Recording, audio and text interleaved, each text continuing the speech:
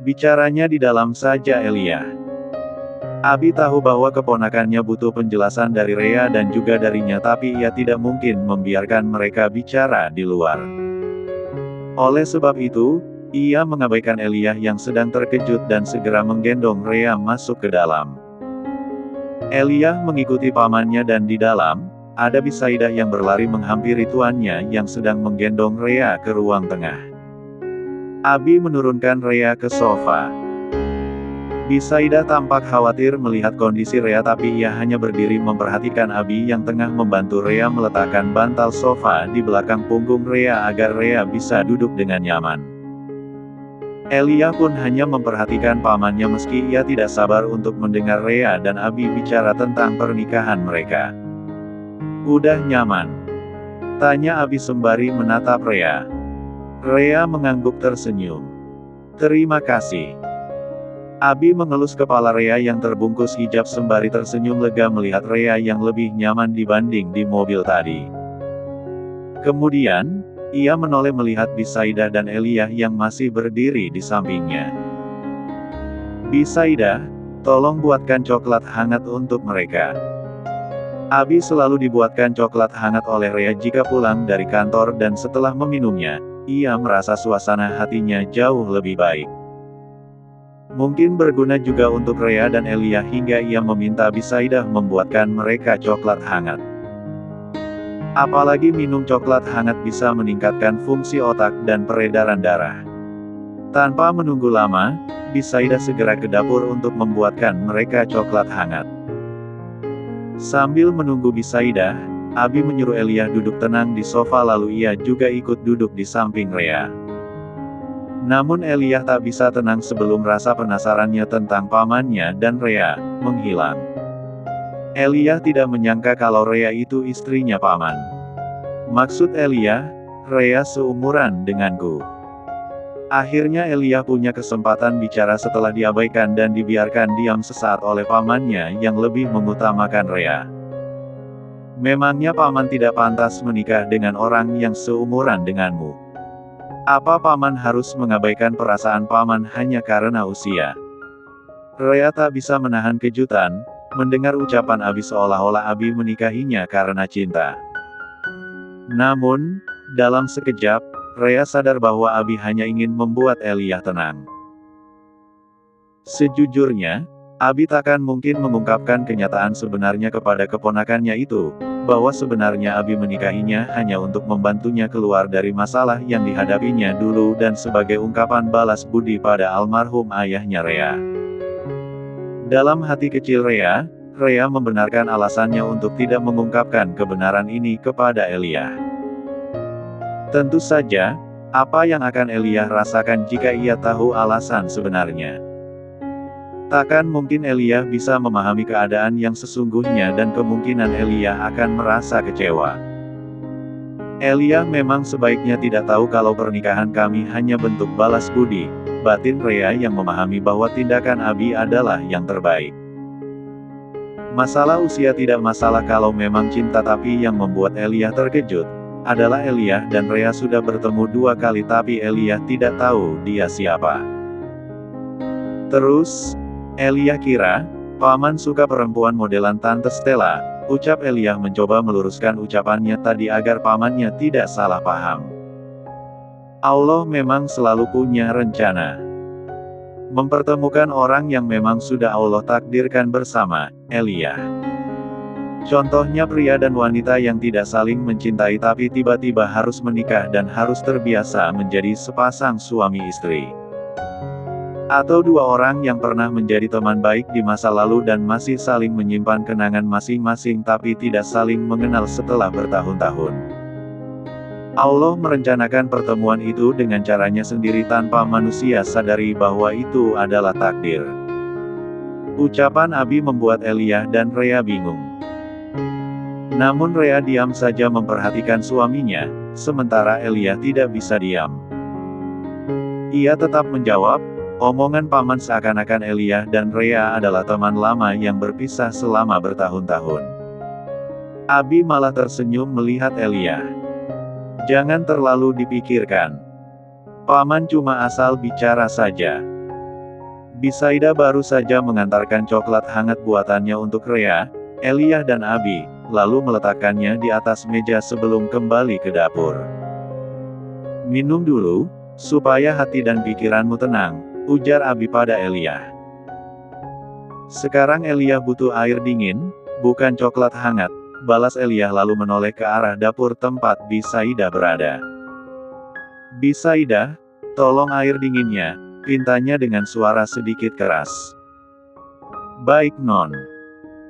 Bisaida segera mengambilkan air dingin di dalam kulkas lalu membawakan air itu untuk Elia. Elia meraih gelas yang berisi air dingin dan langsung meneguknya hingga habis. Setelah itu, ia menyerahkan kembali gelasnya pada Bisaida. Namun sepanjang itu, matanya tak lepas dari tatapan yang ditujukan pada Rea. Rea merasa canggung dengan tatapan Elia yang begitu dalam. Walau demikian, ia berusaha untuk tersenyum meskipun hanya sekedar senyuman paksaan agar menghilangkan rasa canggung tersebut. Apa yang dipikirkan Elia sebenarnya? Kenapa dia menatapku begitu? Apa dia marah karena aku jadi istri pamannya? Batin Rea dengan rasa penasaran yang mendalam. "Rea, aku mau tanya sesuatu padamu, boleh kan?" Meskipun Elia tahu bahwa Rea mungkin merasa tidak nyaman dengan pertanyaannya nanti, tapi ia tetap akan bertanya. Permintaan izin ini hanyalah basa-basi. Dalam tatapan matanya pun terpancar ketegasan yang membuat Rea tidak bisa menolak. "Silahkan. Tanya saja Elia. Sebelumnya kita pernah bertemu di lampu merah. Apa hari itu, kamu sudah tahu siapa aku?" Elia merasa bahwa pertemuan pertamanya dengan Rea bukanlah sekadar kebetulan. Ia menduga jika Rea mungkin telah mengetahui identitasnya sebagai keponakannya Abi, tapi Rea sengaja berpura-pura tidak mengenalnya karena Rea tak ingin mengakui dirinya yang merupakan istri dari Abi. Mas Abi sebenarnya sudah cerita kalau Mas Abi punya dua keponakan, Elia dan Gio, tapi aku tidak menyangka kalau Elia yang dimaksud adalah kamu. Aku baru tahu saat kamu mengikuti mobilnya Mas Abi. Meski Rea masih canggung di depan Elia, tapi ia tetap tenang dengan nada bicaranya yang lembut. Abi pun masih tetap santai. Bahkan ia sedang menikmati coklat hangatnya di sana tanpa peduli dengan obrolan Elia dan Rea. "Tapi seandainya kamu tahu sejak awal, sejak pertama kali kita bertemu, tentang aku yang merupakan ponakannya Paman Abi, aku yakin sekali kalau kamu tidak akan bilang apapun padaku. Kamu pasti pura-pura tidak mengenalku." Meski Rea sudah memberikan penjelasannya pada Elia, Elia tetap tidak mengerti dan malah menganggap bahwa Rea tidak ingin mengenalnya. "Kenapa kamu berpikir begitu Elia?" tanya Rea penasaran. "Karena kamu tidak ingin menunjukkan dirimu di depan kami. Kalau kamu mau, kamu sudah lama datang ke rumah dan memperkenalkan dirimu di depan kami semua. Nenek juga sudah bilang sama kami, kalau kamu belum siap bertemu dengan kami." Rea terdiam setelah mendengar ucapan Elia karena apa yang dikatakan Elia memang benar. Jika sejak awal ia tahu bahwa Elia keponakannya Abi, ia pasti tidak akan mengatakannya dan pastinya berpura-pura tidak tahu. "Elia, sudah cukup. Tidak usah bicarakan ini terus. Cuma bikin kepala paman pusing," tegur Abi tapi suaranya tetap pelan. Elia akhirnya diam. "Kamu menginap saja malam ini di sini. Ini sudah malam. Tidak baik seorang gadis pulang sendirian. Apalagi naik motor malam-malam. Bahaya. Nanti paman yang akan menghubungi mamamu," lanjut Abi. Elia mengangguk. Abi kemudian menoleh ke belakang melihat Bisaida yang sedang duduk di salah satu kursi meja makan. "Bisaida, tolong bersihkan kamarnya Elia. Malam ini, dia akan menginap di sini." Tita Abi dan Bisaida mengangguk. Segera, Bisaida beranjak dari tempatnya lalu melangkah ke lantai 2 di mana kamar Elia berada. Abi beralih menatap Rea yang masih canggung karena suasananya pun masih terasa tegang. Besok, kamu tidak perlu masuk kerja. Kamu cuti saja sampai kakimu sembuh. Kalau tunggu sampai kakiku sembuh, lama. Jadi, aku tidak mau ambil cuti. Aku tetap mau kerja besok. Lagi pula, aku bisa jalan pakai kruk yang diberikan Kak Noah. Kak Noah, Kak Noah. Memangnya dia kakakmu sampai harus memanggil dia kakak? Ketus Abi yang tidak senang mendengar Rea memanggil Noah dengan sebutan kakak seolah istrinya itu sangat dekat dengan Noah. Dia kakak kelasku waktu SMA, dan waktu SMA, aku memanggilnya kakak sebagai bentuk menghargai kakak kelas saja. Bukan hanya aku saja kok yang memanggilnya Kak Noah. Semua adik kelasnya memanggil dia Kak Noah. Jadi, menurutku wajar. Bedakan dulu dan sekarang. Dulu memang wajar tapi sekarang tidak wajar. Orang yang dengar akan salah paham, mengira dia kakakmu atau mengira dia suamimu, ucap Abi melirik tajam. Mendengar ucapan Abi, membuat Rea sadar bahwa ternyata ia memang salah memanggil nama orang. Ya udah maaf. Besok, tidak akan begitu lagi kok. Lain kali kalau ketemu sama Kak Noah, maksudku Dokter Noah, aku akan memanggilnya Dokter Noah saja. Abi tidak mengatakan apapun lagi. Elia yang masih duduk di tempatnya, memandang pamannya dengan tatapan tak percaya. Raut wajahnya tercengang melihat sikap pamannya yang overprotektif. Pamanku ternyata sedang bucin, gumam Elia yang seketika menerbitkan senyumannya melihat pamannya. Abi mengerutkan keningnya melihat Elia. Kau bilang apa? Tanyanya kemudian. Tidak ada. Elia cuma bilang kalau kalian pasangan yang ternyata sangat cocok, jawab Elia. Abi hanya diam. Sementara Elia beranjak dari tempatnya saat melihat Bisaida turun dari lantai atas yang menandakan bahwa Bisaida sudah selesai merapikan kamarnya. Namun Elia tidak segera naik ke atas. Elia malah mendekati Rea. Dengan tatapan angkuhnya, ia menatap Rea. Walau kamu sudah menikah dengan pamanku, tapi aku tidak akan pernah memanggilmu Bibi, tegas Elia. Ucapan Elia seketika membuat Rea dan Abi terkejut. Namun Rea hanya menatap Elia dengan tatapannya yang tak menyangka bahwa Elia akan bersikap angkuh di depannya, tidak seperti sebelumnya yang ramah dan suka tersenyum. Abi mulai menunjukkan ekspresi marah. Ia tampak tak senang melihat sikap Elia dan tentu saja, ia tidak tinggal diam membiarkan sikap angkuh Elia yang tidak sopan pada Rea. Kau ini sedang bicara apa Elia? Kenapa kau, tiba-tiba menjadi tidak sopan begitu? Kau mau memberontak di depan paman? Elia menatap tajam ke arah pamannya dan Rea yang sedang menatapnya dengan tatapan serius. Siapa bilang aku ingin memberontak? Aku masih mendengarkan paman kok, tapi kalau paman memaksaku untuk memanggil Rea sebagai bibi, aku tidak akan mau. Bagiku, Rea lebih cocok dipanggil Aunty saja. Ekspresi Elia berubah, yang tadinya berekspresi dingin kini memberikan senyuman lebar pada pamannya dan Rea, membuat suasana yang tadinya canggung berubah. Tak disangka, mereka semua bisa melihat sisi lain dari Elia yang ternyata suka bercanda.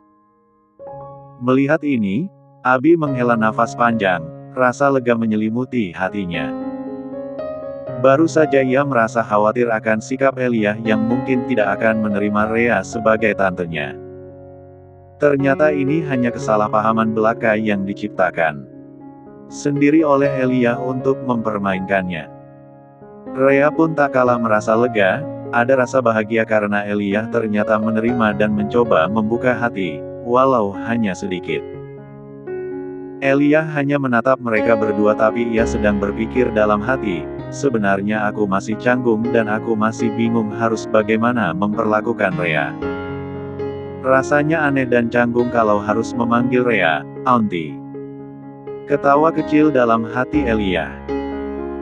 Ia merasa bahagia telah berhasil mempermainkan Rea dan pamannya yang sempat syok mendengar ucapannya. Namun hatinya juga sedang bingung karena ia tidak tahu cara mempermalukan Rea yang seumuran dengannya. Terasa aneh saja jika ia memanggil wanita yang seusianya dengan sebutan aunty. Sebentar, paman hubungimu mama kamu dulu, ucap Abi seraya beranjak dari tempatnya. Elijah mengangguk lalu Abi berjalan menjauh dari kedua perempuan muda itu agar ia dan Julia bisa bicara dengan tenang. Elijah yang berdiri di depan Rea, masih ingin mengatakan sesuatu pada Rea. Ia pun duduk di samping Rea agar ucapannya tidak didengar oleh Abi, dan ia kembali memasang ekspresi serius melihat Rea. Ada apa Elijah? Kamu masih mau ngomong sesuatu sama aku? Tanya Rea penasaran dengan Elijah. Elijah mengangguk serius. Aku mau tanya tentang perasaanmu pada pamanku. Kamu benaran suka sama pamanku atau kamu menikah dengan dia karena tahu dia kaya? Rea seketika tidak senang mendengar pertanyaan dari Elijah. Pertanyaan Elijah seakan menganggapnya wanita matre, namun ia tidak ingin menyangkal ucapan Elijah hanya untuk membuat dirinya disukai oleh Elijah. Semua orang memang mencintai uang Elijah. Termasuk aku yang tidak punya siapapun lagi di dunia. Aku butuh sosok pria dewasa yang punya banyak uang agar aku hidup makmur, tidak kekurangan apapun, dan pamanmu adalah orang yang tepat. Dia punya status, punya uang, punya wajah tampan, makanya aku tidak mempermasalahkan usianya. Bahkan kalau dia berusia 70 tahun, aku juga akan menikah dengannya. Yang penting, aku hidup makmur dengan uangnya. Seharusnya Elijah kesal mendengar tanggapan Rea tapi Elijah malah tersenyum. Bahkan cara Rea bicara dan ucapan yang dilontarkan Rea, mengingatkan Elijah pada teman kecilnya yang sudah lama ia rindukan hingga Elijah hanya diam tersenyum menatap Rea. Kenapa kamu tersenyum lagi? Tanya Rea mengerutkan keningnya, heran melihat reaksi Elijah. Kamu mengingatkan pada seseorang Rea. Caramu memandang, caramu bicara dan caramu menanggapiku, mirip dengan dia, ucap Elijah sembari mengingat tentang teman masa kecilnya. Memangnya dia siapa? Tanya Rea semakin penasaran dengan orang yang dimaksud Elijah. Dia temanku. Namanya si Gembul tapi sebenarnya itu bukan nama aslinya. Kalau nama aslinya aku tidak tahu soalnya aku biasa memanggil dia si Gembul. Elijah senang sekali dan antusias jika membahas tentang teman masa kecilnya hingga ia bicara dengan senyuman merekah di wajahnya. Rea bisa melihat dari cara Elijah membicarakan temannya, menandakan bahwa Elijah sangat menyukai temannya tersebut. Kenapa kamu memanggilnya si Gembul? Rea senang melihat Elijah antusias membahas tentang temannya. Ia juga tahu bahwa Elijah senang membicarakan temannya itu. Oleh sebab itu, ia bertanya tentang teman Elijah. Soalnya dia gemuk dan punya pipi bulat cabi, makanya aku memanggil dia si Gembul. Dia itu lucu banget Rea. Tiap hari, kalau dia datang kemari bersama ayahnya, aku langsung mencubit pipinya tapi paman malah marah. Sepertinya dia sangat penting untukmu, ujar Rea. Elijah mengangguk. Dia memang penting untukku soalnya dia temanku yang paling baik. Dia rela dimarahi pamanku demi aku. Rea hanya tersenyum tapi ia terus memperhatikan Elijah membicarakan tentang temannya. Meski Elijah belum puas membicarakan temannya tapi ia tidak ingin terus membicarakannya karena masih ada hal yang harus ia luruhkan pada Rea. Tidak usah bahas tentang temanku. Bahas tentang yang tadi saja. Maksudku tadi, tidak seperti yang kamu pikirkan. Maksudku bertanya seperti itu, karena pamanku pria kolot Rea. Walau usianya masih 35 tahun tapi pikirannya seperti orang tua. Dia hidup dengan penuh aturan. Dia tidak pernah bergaul dengan siapapun. Hidupnya didedikasikan untuk keluarga saja, karena sejak remaja paman sudah dididik untuk menjadi kepala keluarga di keluarga kami. Bahkan kami tidak pernah mendengar kalau dia dekat dengan seorang perempuan. Orangnya kaku dan tidak romantis. Makanya aku heran pada kamu yang bersedia menikah dengan pamanku yang kolot dan tidak romantis itu.